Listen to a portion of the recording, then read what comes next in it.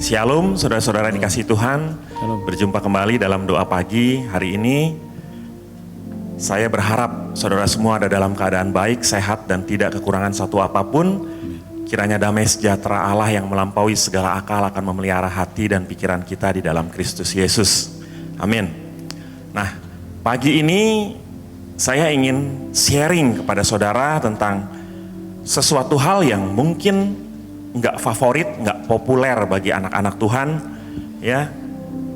Kalau seandainya kita berbicara masalah berkat, mujizat, multiplikasi, transformasi, banyak anak-anak Tuhan yang begitu antusias untuk mendengarkannya, mengimaninya, dan lain sebagainya, saudara. Tapi kalau misalnya hari ini saya mau sharingkan tentang penderitaan, kayaknya banyak anak-anak Tuhan yang merasa bahwa wah, ini jauh dari kekristenan, ya. Ekspektasi mereka di dalam kekristenan jauh dari penderitaan. Ya, mereka mengharapkan bahwa dalam kekristenan itu adalah ukuran keberhasilan yang dia pakai adalah kalau dia makmur, dia sentosa, dia diberkati secara materi dan lain sebagainya. Sehingga kalau berbicara masalah penderitaan, mereka agak sedikit kurang antusias. Tetapi Tuhan ingatkan kita bahwa dalam Filipi 1 ayat 29, Tuhan memanggil kita bukan hanya untuk menerima kasih karunia keselamatan, tapi dia juga pengen untuk kita masuk menderita bersama-sama dengan dia. Ini pesan Tuhan, saudara. Ada penderitaan yang harus kita jalani. Kenapa? Ada tujuan yang mau Tuhan bentuk dalam kehidupan kita lewat penderitaan-penderitaan yang kita alami. Nah, secara garis besar, saya mau bagi ada dua macam jenis penderitaan. Ya, ada bermacam-macam penderitaan, tetapi secara garis besar saya akan bagi dua jenis penderitaan. Yang pertama, penderitaan yang diakibatkan karena kesalahan dirinya sendiri. Ya, misalnya saya kasih contoh. Seseorang yang tidak menjaga tubuhnya, dia makan sembarangan, dia minum sembarangan, dia tidak menjaga pola hidupnya dengan sembarangan, sehingga pada usia yang tertentu yang mungkin masih dikategorikan muda, dia mengalami berbagai macam jenis penyakit, ya.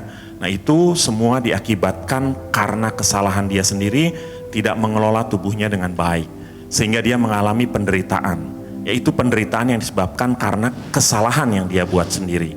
Ya, atau contoh lain misalnya, sebagai suami istri, dia tahu dia harus menjaga komitmennya untuk hidup setia kepada janji pernikahannya, kepada janjinya kepada Tuhan di dalam komitmennya sebagai suami atau sebagai istri, ya. Dia tidak menjaga, saudara. Misalnya nih, saudara, ya, dia mulai berhasil, ya, biasanya laki-laki itu diukur pada saat waktu dia banyak uang.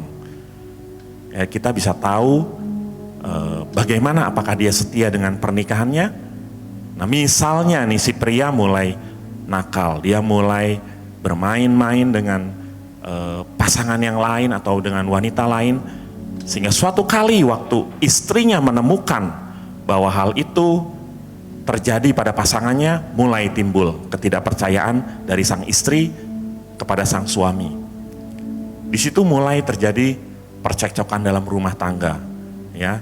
Suami menyakiti istri, istri nggak percaya kepada suaminya, nggak tunduk kepada suaminya, anak-anak tawar hati kepada orang tuanya karena melihat orang tuanya sering mengalami keributan, sehingga akibatnya rumah tangganya hancur karena penderitaan yang dibuat oleh sang suami. Nah, itu penderitaan karena kesalahan yang dibikin oleh dirinya sendiri. Saya nggak berbicara masalah itu, tapi saya mau bagikan pada pagi hari ini adalah penderitaan yang tidak disebabkan oleh kesalahan sendiri, tetapi Tuhan izinkan terjadi dalam kehidupan kita. Nah, ini yang paling penting. Kenapa Tuhan mengizinkan terkadang penderitaan-penderitaan masuk dalam kehidupan kita, ya? Dan bukan hanya itu saja, ada satu jenis penderitaan yang mau tidak mau, suka atau tidak suka, kita harus lalui dalam proses perjalanan kedewasaan kerohanian kita. Untuk itu, saya mau buka kebenaran firman Tuhannya di dalam 1 Petrus 4 ayat 1 sampai 5.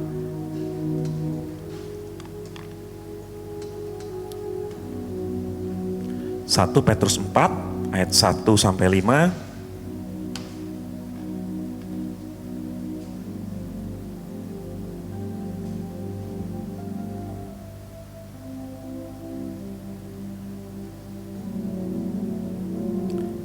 Satu Petrus 4, sebentar.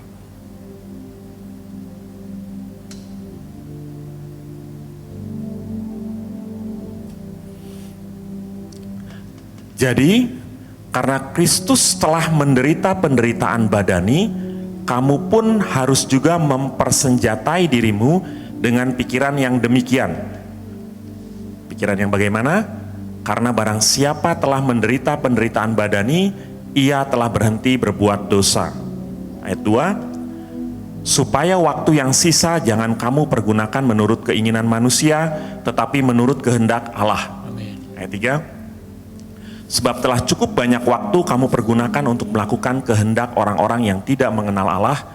Kamu telah hidup dalam rupa-rupa hawa nafsu, keinginan, kemabukan, pesta pora, perjamuan minum, dan penyembahan berhala yang terlarang.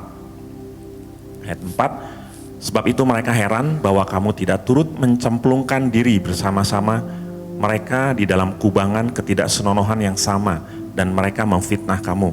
Ayat yang kelima, tetapi mereka harus memberi pertanggungan jawab kepada Dia yang telah siap sedia menghakimi orang yang hidup dan yang mati. Demikian pembacaan firman Tuhan. Nah, menarik sekali, saya ingin memberikan penekanan pada ayat yang pertama, saudara. Dikatakan bahwa karena Kristus telah menderita penderitaan badani, kamu pun harus mempersenjatai dirimu dengan pikiran yang demikian. Karena barang siapa telah menderita penderitaan badani, ia telah berhenti berbuat dosa.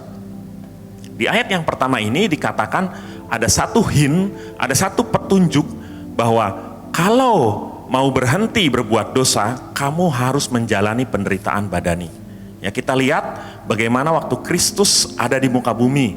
Kita tahu bagaimana perjalanan kehidupannya. Dia disiksa, dia dianiaya, dia didera, dia dipukul, dicambuk, ditombak, bahkan dia sampai mati di kayu salib.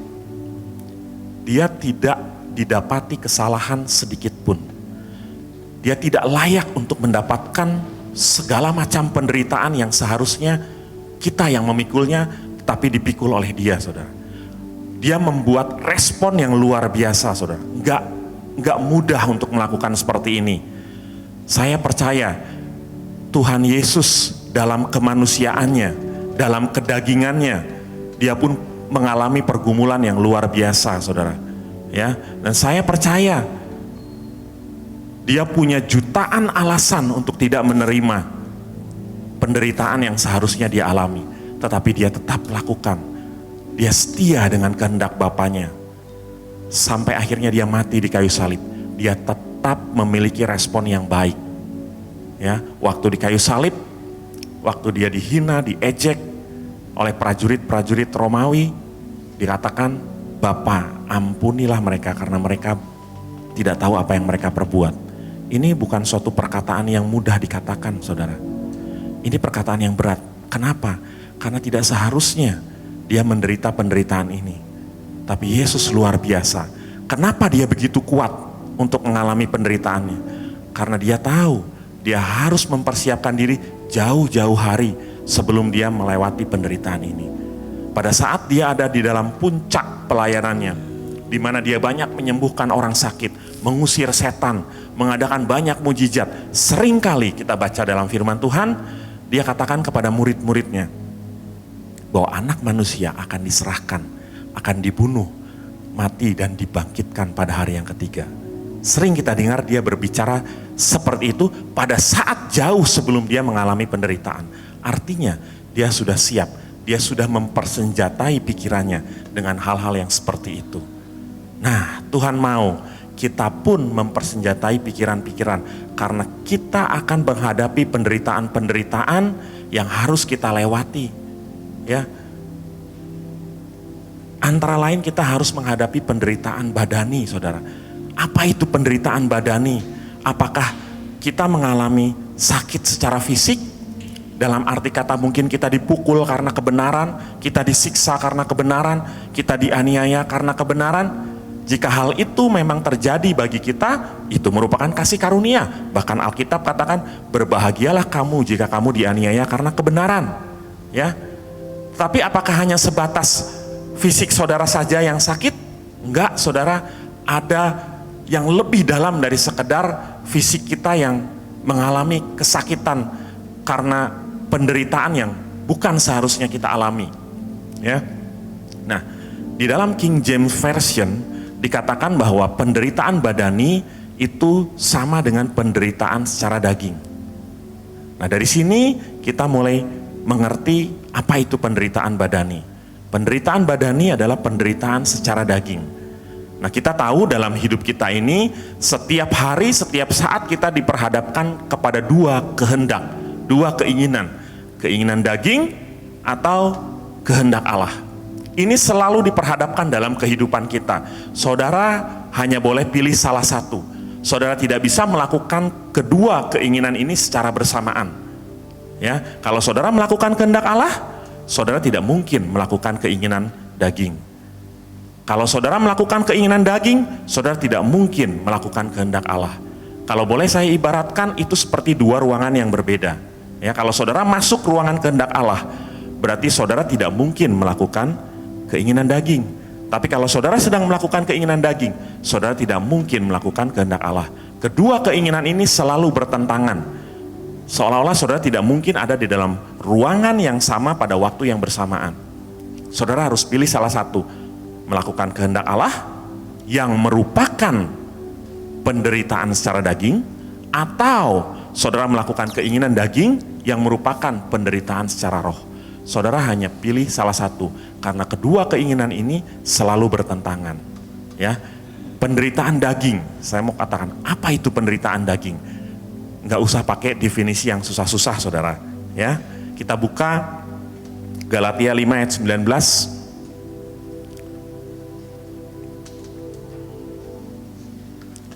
Saya tidak mendefinisikan apa itu keinginan daging dan lain sebagainya.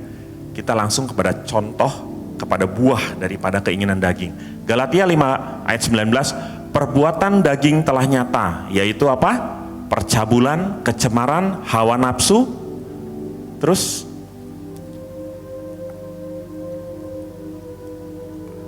penyembahan berhala, sihir, perseteruan, perselisihan, iri hati, amarah, kepentingan diri sendiri, percederaan, roh pemecah, kedengkian, kemabukan, pesta pora, dan sebagainya.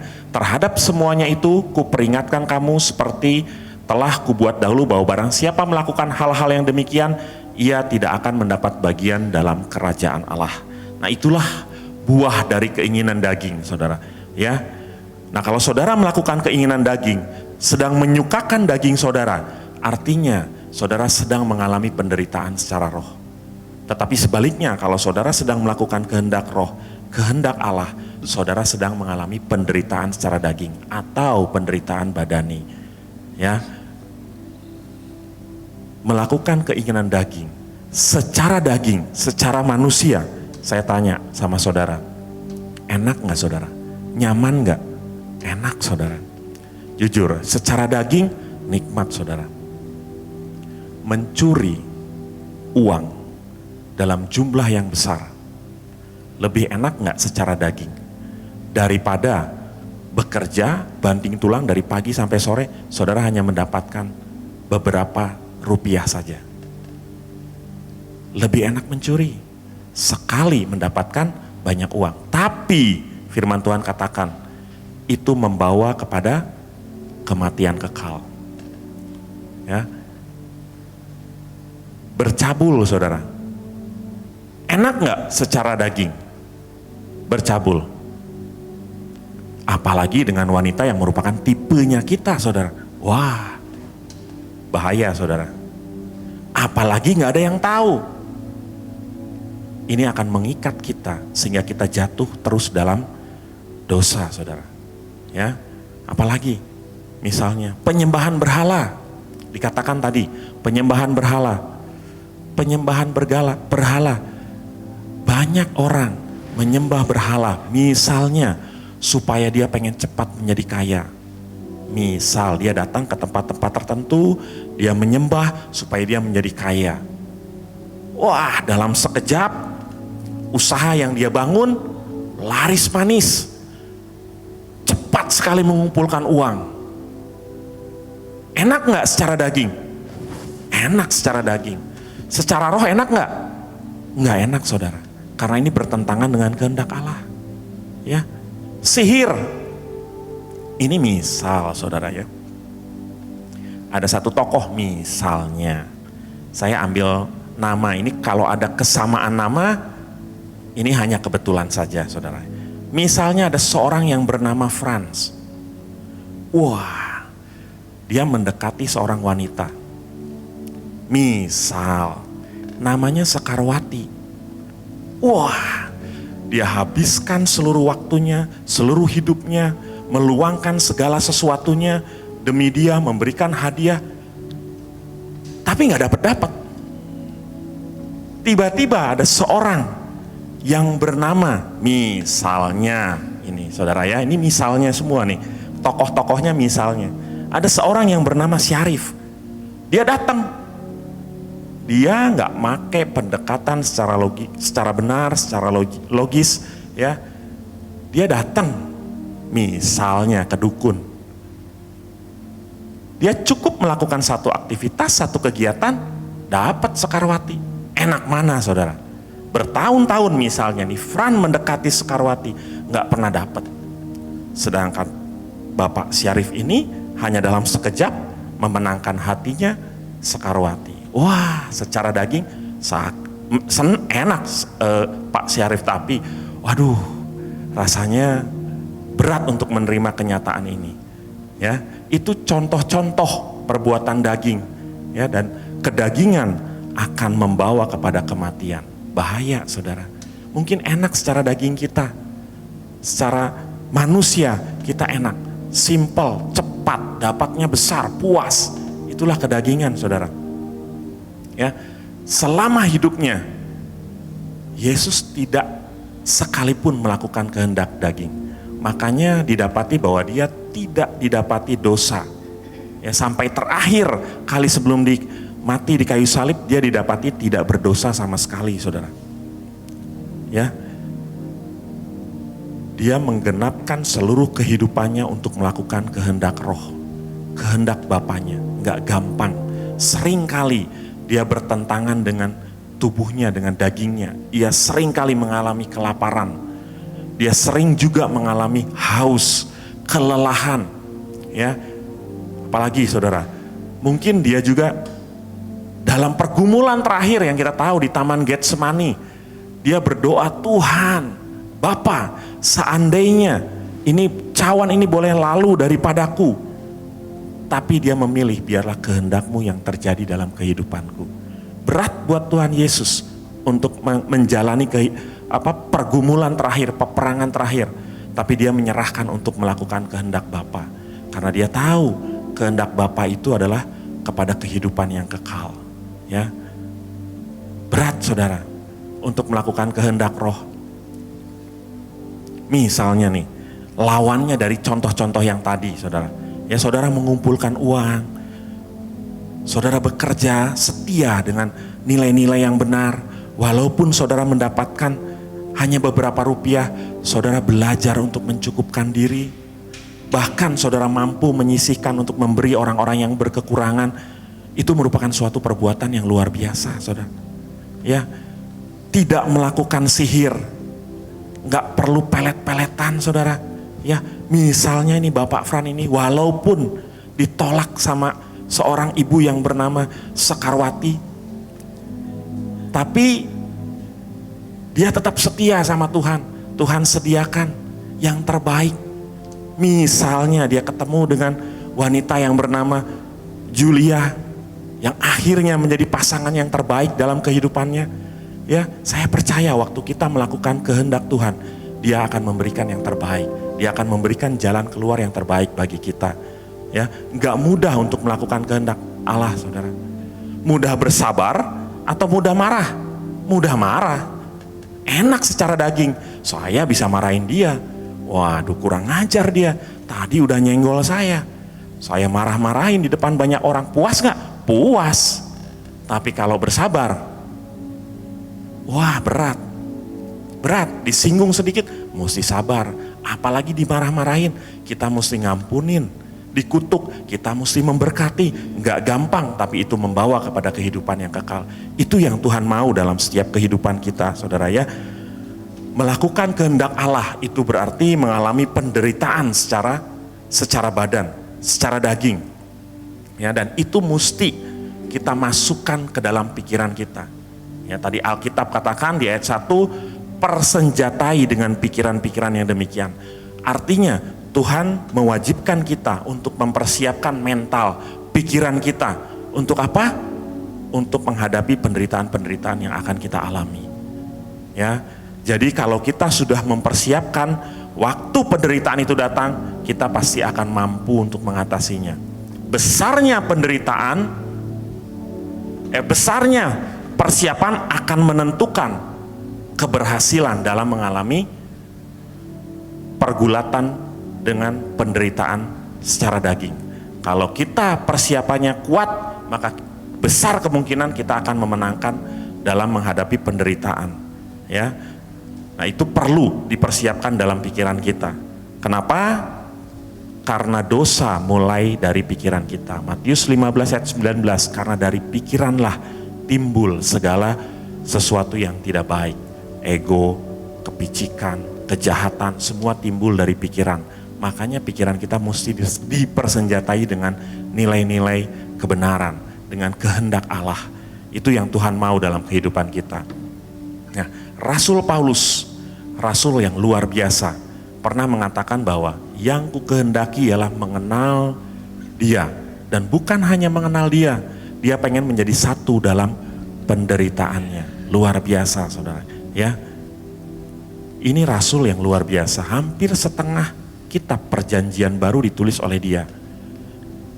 Dia luar biasa, dia mau menjadi satu dengan penderitaannya. Gak banyak orang yang mau seperti itu, saudara. Banyak orang jadi orang Kristen, jadi anak Tuhan, tapi begitu berbicara masalah penderitaan, nanti dulu. Kesannya penderitaan adalah bagi orang-orang yang di luar Tuhan. Penderitaan adalah orang-orang yang dikutuk oleh Tuhan. Tapi apakah demikian? Penderitaan yang mana yang harus kita tanggung? Karena Kristus memanggil kita pun untuk menderita bersama dia. Menyangkal diri itu adalah penderitaan yang kita gumulkan setiap hari. Ya, nah ini nggak mudah, saudara. Ya, tapi Paulus mau menjadi satu dalam penderitaannya. Kenapa? Karena dia temukan dia akan menerima kemuliaan yang jauh lebih besar dibandingkan dengan penderitaan yang dia alami. For everything there is a purpose.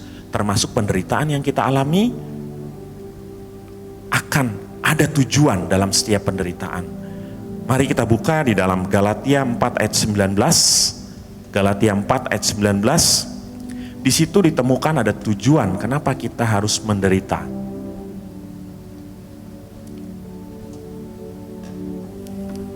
Galatia 4 ayat 19.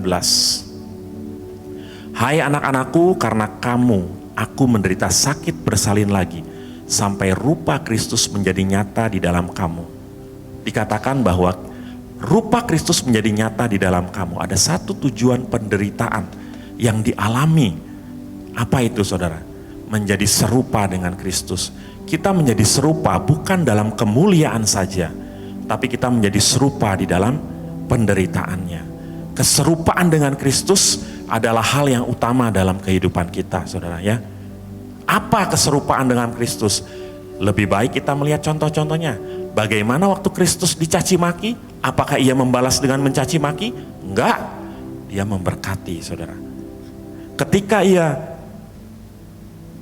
difitnah, didera, apakah dia membalas? Tidak. Ia menyerahkannya kepada Bapa yang mengadili dengan benar. Ditampar pipi kiri, kasih pipi kanan. Gampang nggak? Nggak gampang. Nggak gampang. Tapi itu nilai yang harus kita praktekkan. Dituntut berjalan 1 mil, berjalan 2 mil. Gampang nggak? Nggak gampang. Tapi itu yang harus kita lakukan. Itulah keserupaan dengan Kristus. Itulah yang Yesus lakukan di muka bumi, saudara. Tidak gampang untuk melakukan kehendak roh, tapi saya percaya waktu kita melakukan kehendak roh, percayalah ada kemuliaan di balik penderitaan yang kita lakukan, di balik penderitaan yang kita lalui.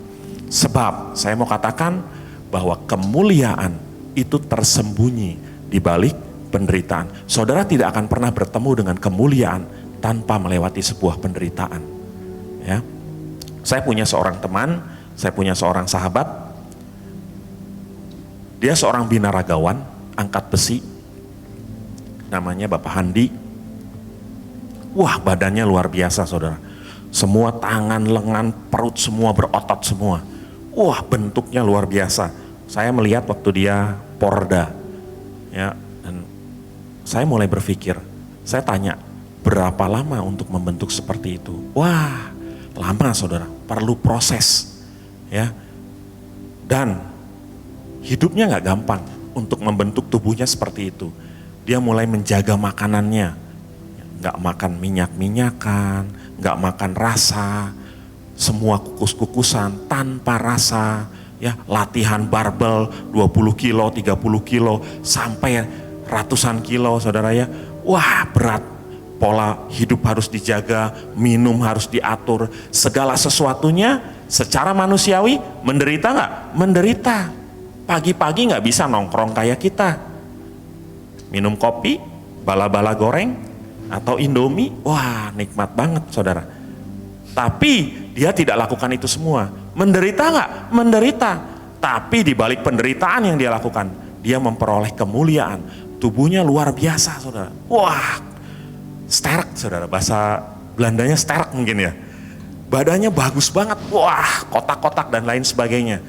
Makanya saya mau katakan bahwa tidak akan ada kemuliaan tanpa sebuah penderitaan. Ya, penderitaan, jangan pikir bahwa itu membawa kesusahan. Ada jenis-jenis penderitaan yang membawa kita kepada kemuliaan. Kita di mana naik level ke yang lebih tinggi lewat penderitaan-penderitaan yang Tuhan izinkan terjadi dalam kehidupan kita. Semakin besar penderitaan yang kita alami, yang kita lalui, semakin besar kemuliaan yang akan kita terima. Terkadang dibutuhkan penderitaan untuk mengeluarkan yang terbaik dalam kehidupan kita. Ya, sekali lagi, terkadang dibutuhkan penderitaan untuk mengeluarkan yang terbaik di dalam kehidupan kita. Ya, saya kasih contoh lagi, berlian mentah, besarnya segede gaban, saudara, gede. Kenapa dia murah? Karena dia nggak memantulkan cahaya, dia tidak bentuknya nggak bagus, walaupun besar tapi murah. Tapi berlian yang kecil, yang telah mengalami diasah, dipotong, diukur, ditatah dan lain sebagainya, sehingga dia memancarkan sinar yang satu, memancarkan ke berbagai macam sudut yang terlihat begitu kemilau luar biasa, menjadi mahal harganya walaupun lebih kecil daripada berlian mentah yang besar, tapi harganya luar biasa. Kenapa? Karena dia mengalami penderitaan. Dia disikat, saudara, dia diiris, dia dipotong, dia dibentuk. Itu membuat tidak enak, membuat sakit, tapi menghasilkan hal yang luar biasa di dalam kehidupan. Ada kemuliaan yang besar di dalam penderitaan yang dialaminya. Demikian pula dengan kehidupan kita. Saudara, jangan pernah alergi dengan penderitaan. Karena saya percaya jika itu terjadi di luar kehendak diri kita sendiri, saya percaya ada kehendak Tuhan yang bekerja di situ. Percayalah bahwa Tuhan turut bekerja untuk mendatangkan kebaikan bagi setiap kita. Mungkin nampaknya merugikan kita, tapi percayalah di balik itu ada pekerjaan Tuhan yang tidak kita lihat, yang mampu untuk membuat kita menjadi lebih mulia lagi, lebih mulia lagi, lebih mulia lagi. Karena Dia tidak meninggalkan kita dalam penderitaan. Dia memberikan rohnya yang kudus. Dia memberikan kekuatan kepada kita sehingga kita mampu melewatinya. Bahkan firman Tuhan katakan bahwa pencobaan-pencobaan yang kamu alami adalah pencobaan-pencobaan yang biasa. tidak melebihi kekuatan kita. Dia tahu persis kekuatan kita di mana. Ujian yang Tuhan izinkan terjadi kepada kita tidak melebihi penderitaan-penderitaan kita. Percayalah, ya, Rohnya yang kudus ada di dalam kehidupan kita anak-anak Tuhan, dan Rohnya itu yang memberikan kekuatan kepada kita. Kisah Para Rasul 1 ayat 8 katakan bahwa kamu akan menerima kuasa kalau Roh Kudus turun ke atas kamu, dan kamu akan menjadi saksiku. Menjadi saksi itu bukan berarti saudara hanya berbicara mengenalkan Kristus. Enggak, saudara. Menjadi saksi yang paling efektif adalah bagaimana saudara berjalan dalam kehidupan saudara, bagaimana saudara bertingkah laku, bagaimana saudara bertutur kata. Itu adalah saksi yang efektif. Ya. Bagaimana waktu saudara dikutuk orang, apakah saudara mengutuk? Apakah saudara memberkati? Ya, bagaimana saudara dilicikin orang, apakah saudara ngelicikin lagi? Atau saudara justru menolong dan memberkati orang tersebut? Orang akan lihat apa yang kita lakukan, orang akan lihat apa yang kita katakan. Menjadi saksi gak gampang, saudara. Tapi saya percaya dengan Rohnya yang kudus ada di dalam kehidupan kita, Dia akan memberikan kekuatan kepada kita untuk melampauinya. Tinggal fokus kita kemana. Kalau fokus kita kepada masalah yang kita hadapi, kepada penderitaan yang kita hadapi, besar kemungkinan kita akan jatuh. Tapi kalau fokus kita kepada keserupaan Kristus, fokus kita kepada kemuliaan yang akan kita terima, saya percaya kita pasti akan menang. Seorang ibu yang hamil besar, dia mengalami penderitaan yang begitu rupa, apalagi waktu melahirkan. Sakitnya bukan main. Ya, saya laki-laki, saya nggak ngalamin hal seperti itu, tapi saya mendampingi istri saya waktu melahirkan secara normal. Wah, saya bayangkan, hati saya terkadang nangis pada saat itu. Bukan terkadang ya, saya nangis pada saat itu. Tuhan, kalau bisa penderitaan itu timpakan kepada saya saja, tapi nggak bisa. Itu adalah proses yang harus dialami oleh seorang istri. Dia melahirkan, dia sakit, dia mules, dia mungkin mengalami sakit yang luar biasa. Dari mana saya tahu? Dari ekspresi wajahnya, dia cakar tangan saya dan lain sebagainya. Tetapi fokusnya bukan kepada sakitnya, tetapi kepada anak yang dilahirkannya. Sehingga waktu anak itu lahir, dia udah lupa dengan sakitnya, fokusnya kepada kemuliaan yang dia terima, kepada anak yang dilahirkannya. Nah, saya berharap waktu kita semua ada dalam penderitaan, percayalah kekuatan itu ada pada kita semua. Percayalah penderitaan yang mungkin Tuhan kirimkan, itu membuat kita akan menerima kemuliaan yang akan kita dapatkan kelak. Ya, percayalah Tuhan sedang mengasah kita, membentuk kita menjadi bejananya, mengasah kita, membentuk kita untuk menjadi serupa dengan Kristus. Ya, dan saya percaya waktu kita melewati penderitaan demi penderitaan, ujian demi ujian, kita akan tanpa disadari naik dari level ke-1, level kedua, level ketiga, sama dengan anak kita. Waktu anak kita TK, ujiannya ujian TK, ya. Hadiahnya hadiah TK, betul nggak? Nggak mungkin anak TK dikasih motor, nggak. Waktu dia SD, ujiannya ujian anak SD, hadiahnya setara dengan anak SD. Waktu SMP, SMA, kuliah, nah terus kedewasaan itu akan mengikuti kehidupan waktu kita mampu melewati ujian demi ujian. Dan jangan lupa, janji Tuhan pun diberikan waktu kita naik dari satu level ke level yang lain. Banyak orang ingin janjinya, tapi dia tidak mau melewati ujian atau penderitaan yang dialaminya. Kita buka ayat terakhir dalam Roma 8 ayat 17. Roma 8 ayat 17.